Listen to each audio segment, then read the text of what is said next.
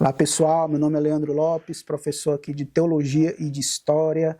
Hoje nós vamos estar falando um pouquinho aqui sobre a Língua e Cultura Grega 2, né, nossa matéria, nossa disciplina aqui de História, né? Essa matéria tão importante, esse assunto tão importante, né? Que vai falar da língua e cultura grega. E hoje nós iniciamos aqui na nossa unidade 1, né, da nossa matéria. Então hoje, pessoal, nós vamos falar sobre língua e cultura grega 2, né?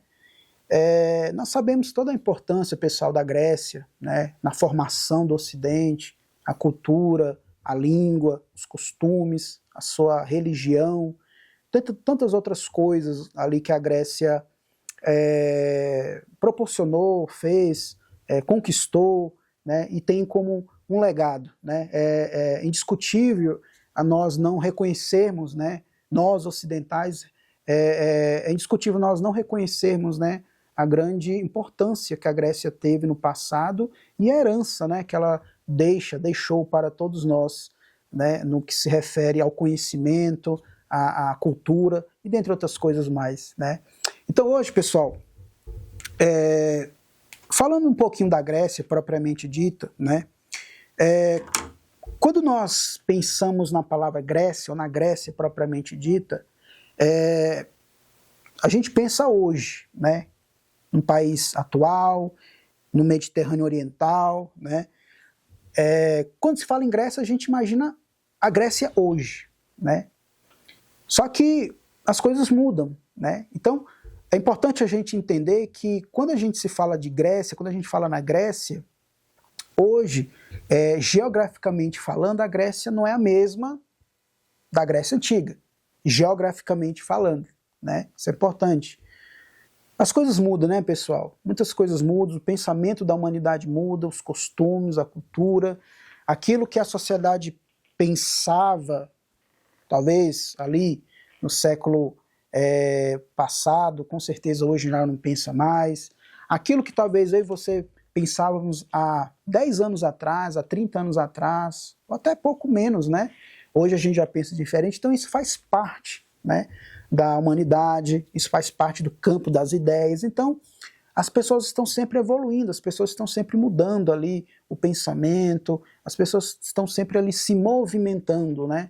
E quando a gente fala na Grécia, não é diferente, né? Ela deixou sim um legado, ela deixou sim toda uma riqueza, muitas palavras que nós falamos no nosso dia a dia hoje derivam ali do grego, né? Muitas palavras dentro da medicina, né, da área de humanas, né, a psicologia, que vem ali a psique, a odontologia, a palavra teologia, né, a junção de duas palavras ali, tel e logia, né, que é Deus, e logia, discurso ou palavra, né, enfim. Então a Grécia deixou esse legado, né.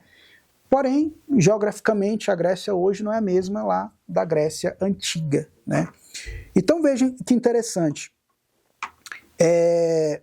a definição que hoje nós temos da Grécia, né, não era uma definição dada pelos próprios gregos, né? Ou seja, um exemplo, a sociedade do medievo, ou seja, a sociedade que viveu lá na Idade Média, eles mesmos, eles não definiam aquele período como Idade Média. Na verdade, a palavra Idade Média ela foi dada posteriormente pelos historiadores como uma forma de situar ali aquele período histórico, né? Mas eles mesmos ali que viviam na Idade Média, sou professor de História também, né? E a gente sabe que esse termo, essa palavra, né, essa expressão Idade Média, ela na verdade foi uma palavra dada pelos historiadores posteriormente para apenas situar aquele determinado período histórico. Mas quem vivia na sociedade medieval ali, na Idade Média, eles mesmos não definiam que aquele período é a Idade Média. Então, na Grécia Antiga é da mesma forma, eles não definiam, né, eles não definiam que a Grécia era aquele período ali da Antiguidade, né. Então veja, para eles, os gregos, na verdade, dentro da mentalidade grega, para eles, para os gregos, eram aqueles que falavam a língua grega onde quer que houvesse gregos. Ali estava a Grécia. Então, na verdade, dentro da mentalidade grega da época, na verdade, os gregos eram aqueles que falavam a língua grega. né? Onde que houvesse gregos, ali estava a Grécia. Então, importante para definir o que era o grego naquela época era aquele que falava a língua grega, tá certo? Então, veja, por muito tempo, pessoal, dentro disso, os estudiosos da Grécia consideravam que as primeiras civilizações gregas nada deviam ao Oriente, né? Isso era o pensamento de muitos estudiosos da Grécia Antiga. Eles achavam que a Grécia não devia nada a nenhum outro civilização, ou especialmente ao Oriente. Porém, essa afirmação ela é questionada, pois foi constatado que muito da cultura grega veio das civilizações orientais, né? Já na própria antiguidade, Heródoto, né, o famoso Heródoto, considerado o pai da história, ele já falava sobre isso. Ele já questionava isso, né? Então veja, o interessante, pessoal, para nós entendermos aqui, é que no campo das ideias, todos os dias, todos os anos, meses, semanas, todo o tempo as pessoas estão ali se debruçando ali nos estudos, nas pesquisas, né? Ou seja, muita coisa que outrora se entendia ou se afirmava, hoje já entende de maneira diferente, hoje já existe uma outra perspectiva. Esse aqui é um exemplo, né? Por muito tempo os estudiosos da Grécia entendiam que a Grécia não devia nada a outras civilizações, mas isso hoje é questionado. Por quê? Porque as coisas vão mudando. Todos os dias novas pesquisas surgem, todos os dias novos estudos surgem. Ou seja, pessoas estão ali também buscando uma outra perspectiva daquele evento, aquele fato histórico. Um exemplo é as famosas cruzadas. Existe as famosas cruzadas que houve ali no passado, né? Existe ali as cruzadas dentro da perspectiva falada pelos cristãos, e existe a cruzada falada dentro da ótica muçulmana. Inclusive existe até um livro, né, que fala ali, a obra do livro, o título do livro é As Cruzadas, mas dentro da ótica muçulmana. Ou seja, como é que os muçulmanos viram ali as cruzadas, entende? Então, todos os dias, os novos estudos, novas pesquisas surgem ali, todos os dias pessoas estão ali se debruçando literalmente ali nas fontes, nas pesquisas, para poder estar vendo outra perspectiva daquele tal assunto. Então, quando a gente pega aqui o exemplo da Grécia, não é diferente. E Heródoto, considerado o pai da história, ele já questionava isso, ele já entendia que a Grécia teve sim uma influência, né, de outras civilizações daquela época lá, né? Então veja, isso é tão interessante que hoje, Heródoto, aquilo que ele dizia lá atrás, hoje as suas ideias estão sendo revalorizadas, né? Estão sendo revistas com mais atenção, com mais carinho, como diz o outro, né? Isso é importante, ver uma outra perspectiva daquele fato. Quando a gente pega, por exemplo, a história do Brasil, na época ali da escravização, é interessante que a gente tem que ver uma ótica ali dos escravizados no período colonial e no pós-colonial.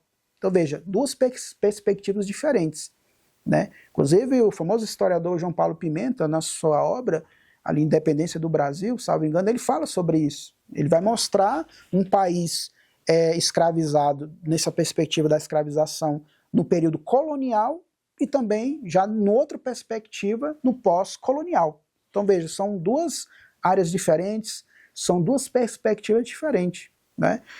Então, hoje, as ideias daquilo que Heródoto dizia, hoje os historiadores já vêm com mais atenção, né?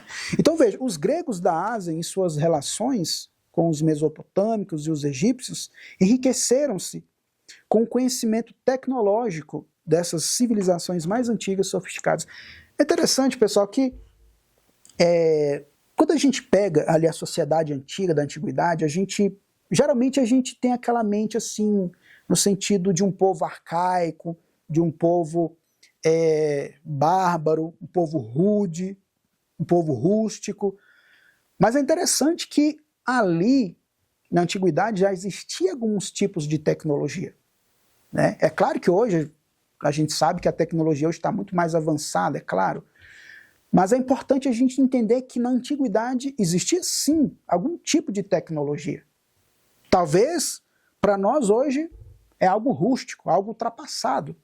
Mas não importa, mas para eles, naquela época, era algo tecnológico, algo que servia para o dia a dia deles, né?